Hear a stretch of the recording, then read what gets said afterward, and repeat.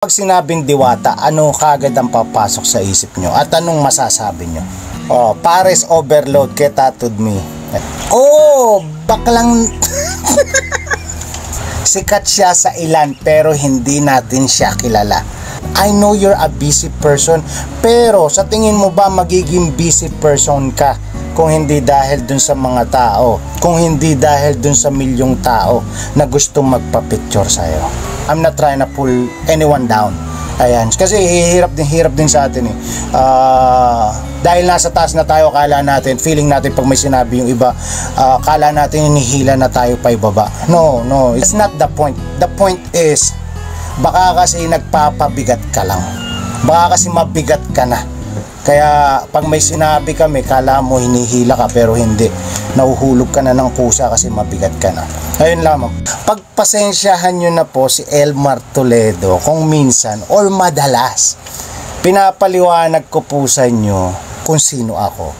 Pinapaliwanag ko po sa inyo, ini-explain ko kung ano ako. Ayan.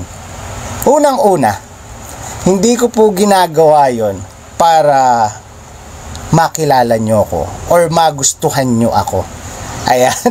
Ginagawa ko po yon, pinapaliwanag ko po kung sino ako, sinasabi ko kung ano yung mapapanood nyo dito para po kung hindi nyo gusto yung mga sasabihin ko, feel free to scroll up and down. Tatanungin ko kayo, kapag sinabing diwata, ano kagad ang papasok sa isip nyo? At anong masasabi nyo? Oh, Pares overload kay Tattooed Me. Ano daw? Balak na gulpi? Oh, baklang masakit ang sakit sa ulo. Masakit daw sa ulo si diwata. Wala naman talagang hindi sasang-ayon na masasabi natin na sikat siya pero hindi natin siya kilala. Sikat siya sa ilan pero hindi natin siya kilala. Ewan ko if you get yung point na sinabi ko, but that's how I find him. Si Diwata palaging pagod yun. Hindi, yan din yung napansin ko tol eh. Kasi totoo din naman na mapera na siya. Actually, for me, dun sa mga napapanood ko, kung totoo man na may nagbibigay ng ganito, may nagbibigay ng ganyan, kung tutuusin, milyonaryo na siya. Pwede niya nang bilhin, pwede niya nang bayaran yung mga tao na pwede pang makatulong sa kanya. Di ba? Like halimbawa, bibigyan ko kayo ng magandang halimbawa. PR ba tawag doon? Yung magte-train sa kanya paano humarap, mga media day, diba?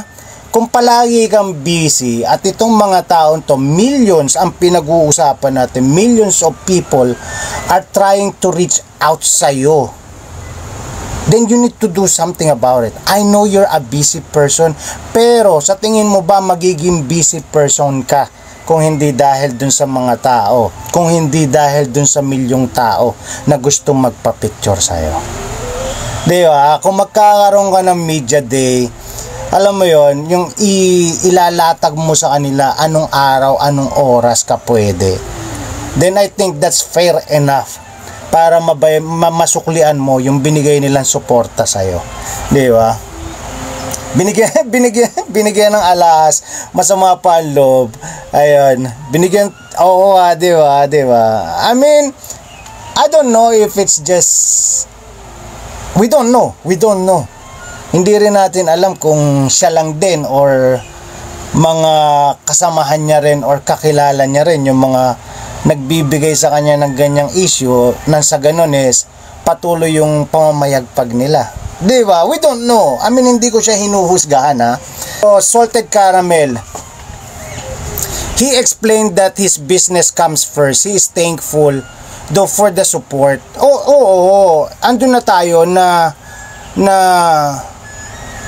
I don't know, don't get me wrong Tola or Salted Caramel. Ang sinasabi ko lang dito is kung hindi ko naman sinasabing hindi ka magpasalamat. 'Diba? The way you treat the people. The way you, kung paano magpapapicture lang, ano ba naman yung post ka lang, ngingiti ka lang. Alam ko it's a joke yung sinasabi niya na lilipas din niya sa birthday. But it's something. That's something do sa mga tao na sumusuporta sa iyo or tumitingala sa iyo, yung batiin mo sila ng happy birthday. 'Di ba? That's something. Tapos ano to, wala na daw pilahan dahil lumaki na daw ang ulo. Hindi ko alam kung anong ulo. May nag-abot ng bag ng Jollibee na puno ng food. Sabi, bakit ito lang? But those kind, I think that's just, mukha siyang masungit yung mga ganyang binibitawan niya, but I think it's a joke for him. Pero yung hihindian mo yung isang minutong picture, wala pa nga isang minuto yung click eh, di ba? Yun lang naman yung sa akin. That's my opinion. Hindi ko sinasabi, yun ang hirap din eh. Yun pa yung isang napansin ko. Ito last na, ito yung napansin ko. Kapag meron naririnig na, tulad ngayon yung sinasabi ko, kung may nakakarinig nito na iba, or kung naririnig niya to, sasabihin niya kagad hinihila ko siya pababa. But it's not. I'm trying na alam ko wala ako dun sa mismong kinalalagyan niya. But this is just a suggestion. This is an idea. Para mas halimbawa man na makakatulong sa kanya, then use it. If not, if you don't think so, then don't use it. Pero it doesn't mean hinihila ko siya paibaba. Ayan. So, tanggalin natin yung ganung. Yun yung isa sa hindi ko gusto rin. Na kapag nakakabasa siya ng ganito, kapag nakakakita siya ng ganito, hinihila niyo ako palagi sa pababa. Ito na lang magandang example. Bakit siya sumikat? Pinagtanong-tanong ko dahil sa palagi siyang hinuhuli. Ngayon sikat na siya. May nanguhuli pa rin yata. I don't know. But, the thing is, ba't hindi mo gawin legal? Pati yung mga pinasasahuran mo.